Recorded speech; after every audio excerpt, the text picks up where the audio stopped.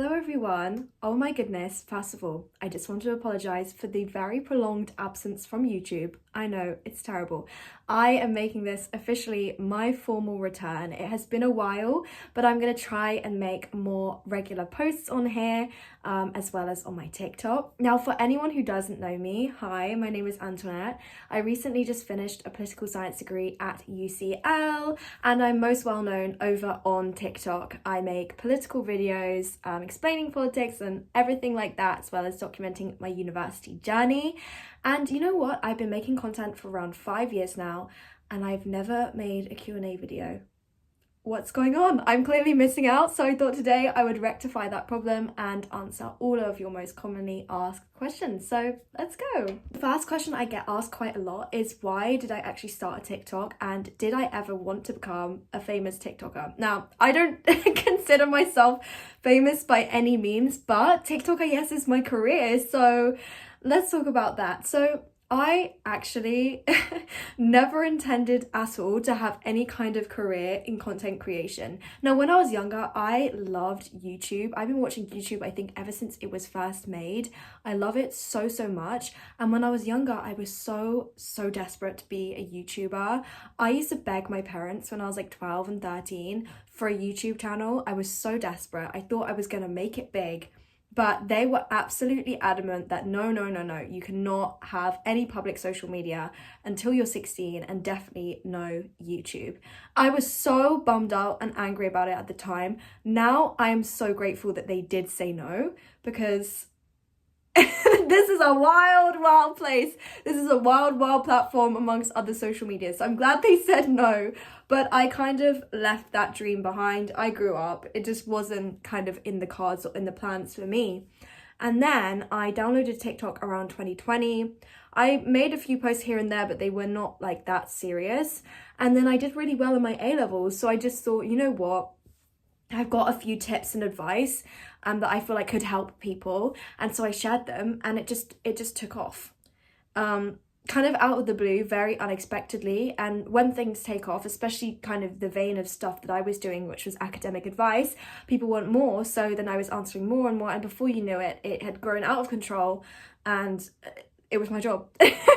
And it was so random and it was so sudden, but I am so grateful for it. It definitely was not planned at all. And I think that's what makes it kind of more special to me, is that I didn't have a goal. I wasn't working towards anything. I wasn't expecting anything.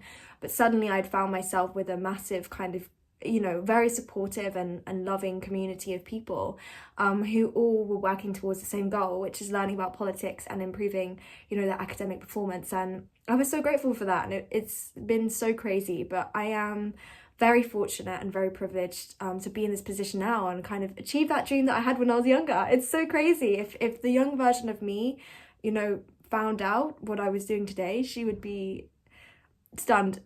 I'm still stunned. It doesn't feel real because it doesn't feel like me. It feels like a different version of me, if you get what I mean. But yeah, it's so amazing and I'm so grateful. So yeah, next question I often get asked, and this is something I also get asked in my own personal life, is why politics? Have I always been into politics, or how did I fall into this realm? Well, my answer to that is I have always been very passionate about social justice. So perhaps not politics, but definitely social justice. I have always been a feminist ever since I could remember. What really radicalized me was when I was younger, in the UK, we had these chocolate bars. I don't know if they still sell them. I don't see them around anymore, but they're called like Yorkie bars, right? And their old marketing, like in the 2000s, was something like not for girls, not for women. I was outraged, okay? Round the corner from my primary school was like this little Tesco's. We used to go in there after school, get some snacks, and I used to see that chocolate bar. It'd say not for girls, and it had like a no women sign on it. And I was like, this is absolutely outrageous. And it radicalized me. It radicalized me. Since that moment, I was a very proud feminist. I didn't understand politics when I was younger. So as in the political system itself and like political parties and stuff, I didn't understand that. But I did understand that I had very strong senses of justice and what was right and wrong. I believe that's my autism, I don't know. But ever since I was young, I've always been passionate about campaigning for people's rights, human rights, things like that. I think I am every probably far-right person worst nightmare. When I was 13 years old, I wrote a letter to the Daily Mail basically chastising them for the way that they had portrayed migration in the UK and Muslim people. I was like, you're disgusting, stop. And I wrote an email to a hair company. I had this hairspray and it said something like, for pretty princesses, and I was like, are we really teaching young girls to value their moral worth and their worth off of the way they look? Why can't you say brave? Why can't you say strong? Why can't you say intelligent? Why do they have to be beautiful? Yeah. So I've always cared about social justice, but the political system itself, like the UK political system, parties, I had no understanding of, no knowledge of, and I didn't really get involved with. I knew Brexit was a bad thing, but I didn't know about politics itself until I got a bit older. I was around 16 years old. That was like the first time I was really aware of British politics in action. We had the 2019 general election, and I was in a private school at the time, and we had a mock election, and I was the only person in my year who supported Labour. That was interesting. But I remember at the time, you know, I became very passionate about that, and I had a lot of teachers say to me, you need to go into politics, like there's no way, like this is for you. And I was like, oh, I don't know.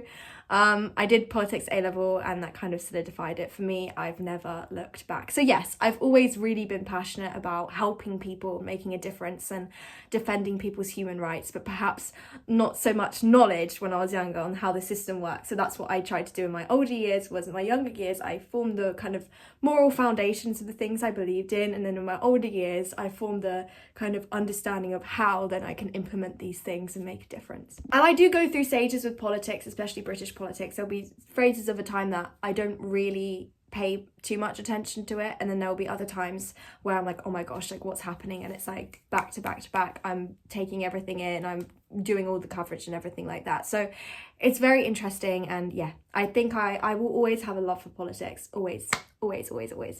The next question I commonly get asked is, who is my biggest kind of influences and icons, both in the political world and outside of the political world? And I have to have a think about this, because there are so many people that like throughout history and throughout my life have influenced me. But I feel like in the political world, one of my favourite influences and one of the favourite people that I gravitate towards is Jeremy Corbyn, which I know for a lot of people will think completely ironic, because I'm more of a social democrat, more kind of centre-left. But I, to be honest, don't like the vast majority of politicians. I see them as very self-seeking. It's not about, you know, what they believe in. It's about kind of power and, you know, trying to advance oneself in the political system. I don't like that. I think it's disingenuous. I think if you're representing a group of people, then you need to represent them and not yourselves. And I think a lot of politicians are selfish. But the only person that I think in politics, or there are a few people in politics I think do genuinely just care about the cause and making a difference and being a good person, and I think Jeremy Corbyn is one of those people. He's kind of been unwavering in the things that he believes in and the people that he fights for, and he's never been one to try and pander to the masses or change what he believes or anything like that in order to get votes. And I think that's really honourable. And I wish we had more kind of honest politicians like that. So that's one of the reasons that I've always really loved him and admired him and looked up to him. In terms of like in everyday life, oh my gosh, I'm not even sure. There's just so many people that I think the thing is, I've always really, really loved history. That's kind of been my thing forever. So there's so many women in history that I've kind of loved and adored. I'm really, really inspired by Audrey Hepburn.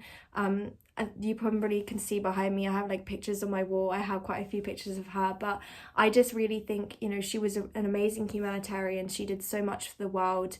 And you know, I think she's incredible and her movies are amazing. And then also Princess Diana, again, these are the kind of women that I look up to and I aim to become in my life, is, you know, humanitarian and using the power that I have or anything like that for good, and being graceful about it. So those were the kind of two main women that kind of stand out to me the most as people that I wish to emulate in my own life and my own career. The next question I often get asked is my career aspirations and also why I'm not becoming an MP. As for the second question, I've talked about this a few times, but the reason why I don't want to become an MP kind of touches on what I spoke about previously about honesty. The thing about the UK political system is this: in order to do well, you have to be part of a party, and to win, you have to be part of the biggest party. And the thing is, if you are a member of a party, you have to follow what's called the party whip. So the whip is basically like a group of people that ensure that you are voting along party lines. So you're voting for what the party believes in.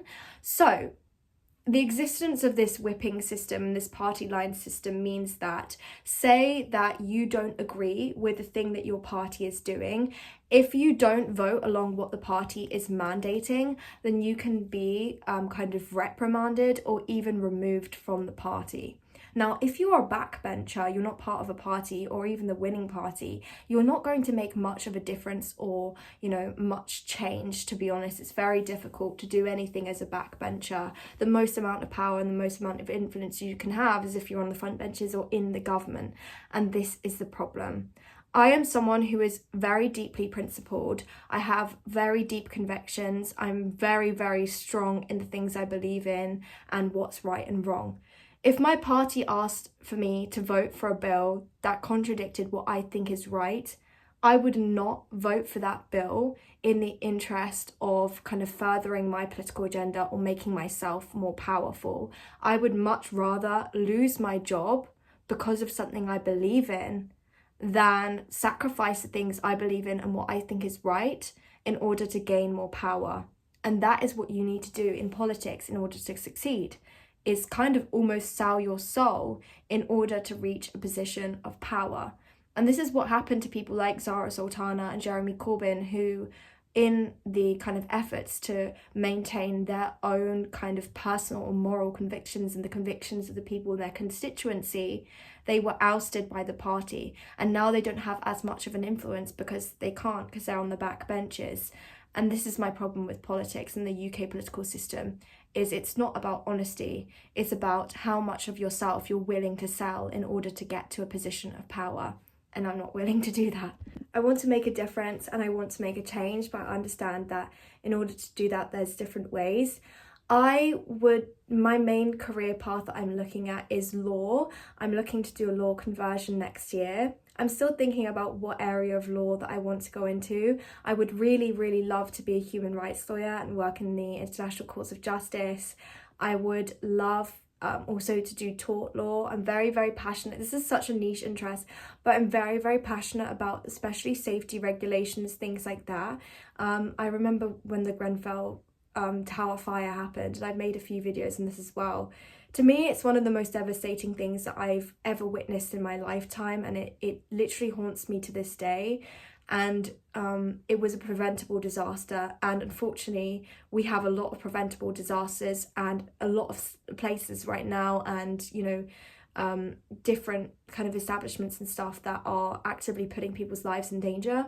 So working in a career where I can help people get justice for that kind of thing would also be amazing. Family law, I've spoken about my experience with domestic violence and abuse, and I feel like because of that experience I have a unique position and a unique want to help people in that situation. So there's so many different areas, but I would love, I think the thing about law especially is that it gives you the opportunity to literally be there and witness change happening. Politics, it's a bit of a slow burner, but in law you actually have the results there, and it's much more people focused, and I'm a complete people person, so I'd love to do that. If not law, I would love to be a broadcast journalist. I would love to work on a show like Good Morning Britain or something. That would be amazing. Can you imagine me on my own panel show, like the next Andrew Marr? I would love that. That would be really fun. Aside from that, I would love to work for an NGO or anything like that. Again, human rights advocacy is such a big thing for me. And then as a random one-off dream, a lot of people might not know this, but I'm actually professionally trained singer. I'm grade 8 classically trained singing, and then I'm grade 8 lambda, so which is acting. So in a crazy random alternative universe, I'd love to be an actress and a singer. There's so many songs and I would love that, but I feel like that's not as realistic. So the first stuff is like, and also the first stuff is better because it's like, okay, how much can I do as a singer as opposed to being a human rights lawyer or something like that? I don't know, you have to weigh these things up. So those are the kind of avenues that I would love to go down, but we'll see what happens. We'll see how I find law school, and yeah, that's what I'm looking at doing. The next question is my dream places to visit / live. You guys might know, or you may not know, that I have traveled to so many countries now. I think it's like 32, 33, I'm not sure. My parents are like very, very much globetrotters. We love like going everywhere, so I've been to so many places. I would love to go back to Bali. Bali was like probably one of my favorite places I've ever visited. It's truly the most outstandingly beautiful place ever. I also would love to go back to Thailand because equally the same sentiment is shared and it's just amazing. But to be honest, guys, I haven't really visited Europe.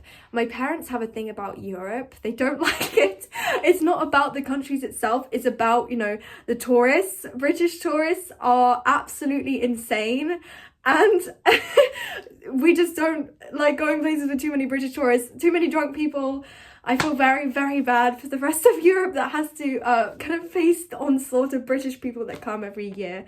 But because of that, I haven't really been to many places in Europe, especially Central Europe. So I would love to visit Austria and Germany. I've never visited, never been before. I would love to visit France more. Guys, it's so insane. I've been to France 2 times. One time on a cruise, I went to Cannes for a day, and one time on a school residential, we went to this terrible, it was disgusting, I could do a story time, a terrible and disgusting campsite in Bordeaux, and we didn't leave, so I didn't like actually get to see France. It was just like this, it was called a lake called Mimizan. We did leave one time to go on the sand dune in Bordeaux, and that was it. So I would love to actually see France properly. And Paris, of course. Oh my goodness, and Versailles, guys. I'm meant to be going to Paris next month in July. Oh, I can't wait. I'm so excited. And to visit Versailles is like a life dream. So yes, those are the dream places that I'd love to go to. I'd love to go to Austria. I'd love to go to the palace that Marie Antoinette grew up in. Like, oh my gosh, guys. So many places. But if you guys have any recommendations, then I would love to hear them as well. Also, I would love to go back to Italy because Italy is officially my favorite country ever. It's just the best. It's the best. And then people have asked, like, what are my biggest loves apart from politics? And again, I will say history. I don't have enough words to say. History is my biggest love of my life. I love politics, but history always has my heart. I am such a history nerd. It's insane. All parts of history, I don't care. I'm not so fond on modern history, so like the world wars and stuff like that. Although I am getting more into it. I'm really interested in looking at kind of life in the Second World War because it's so insane to me, that era of time. Crazy. But I adore history so much, and I have so much to say on history as well. I'm one of these people that I'm just like a walking maybe history textbook. That's me. It depends what era do you want. Like when I was younger, my biggest one was Henry VIII. Oh my gosh. I was obsessed with Henry VIII and his wives, mostly his wives, not him as a person. I didn't like him. Who does? But yes, I was so obsessed with it. I had this like little CD player, pink CD player. I had these history CDs. I used to listen back to back. My grandpa, he signed me up for, we have something in the UK called History Magazine. So he had a subscription. He would give me a history magazine every month. And I just would devour it, and I loved going to National Trust properties. We're very blessed in the UK to have a lot of beautiful like old properties and stuff like that, estates and castles, and I ate it so much. I loved it so much that when I did, so in UK private schools, they used to have something called common entrance, which was where when you were 13, you would do exams to get into your senior school. And I even did the scholarship paper for history because I just loved it that much. I was so involved. And of course, I got a 9 in GCSE history. I didn't do history A level, I know. I didn't do history A-level just because I didn't like the topics. It was Cold War. Guys, I'm so bored of the Cold War. I've heard too much about that's the only era of history I don't like. Cold War, can't stand it. No, thank you. If it was like medieval history, if it was like, you know, back in the day history, then I'd be like, yeah, fine. But it wasn't working for me. So I had to put that to a side, but I still love and adore history. It's still amazing and a big thing for me. As I say, I've had many different historical obsessions. So it was Henry VIII and his 6 wives. I loved visiting Hever Castle. That's quite close to where I grew up. So we used to go there all the time. It's my favourite place in the world. That's Anne Boleyn's childhood home. And then it became Marie Antoinette, which is just so freaking random. Like, what? Like, how did that? I'm British. Like, how did that happen? Our answer is that when I was watching the Sofia Coppola Marie Antoinette, I don't know why I watched it. I was just like, oh, I just want to watch it. And I was like in love. I was like, this is amazing, because I had this idea of Marie Antoinette, right? Because I feel like there's this common depiction of her, right? And I was like, oh, have I been wrong about this person the whole time? So I read into her a lot more, and I read about her life, and I was like, wow, she's like really fascinating. I love complex women. Women are always victims. Women are never treated nice by history. And I love women that kind of subvert the expectations or kind of challenge or seen as evil. Yes, girl. Like, okay. So I was like, okay, this is really interesting. And she's a very complex figure and very interesting person. And yeah, I just fell in love with everything, the stories of the time and everything like that. So I'm so excited to visit Versailles. It's going to be so fun.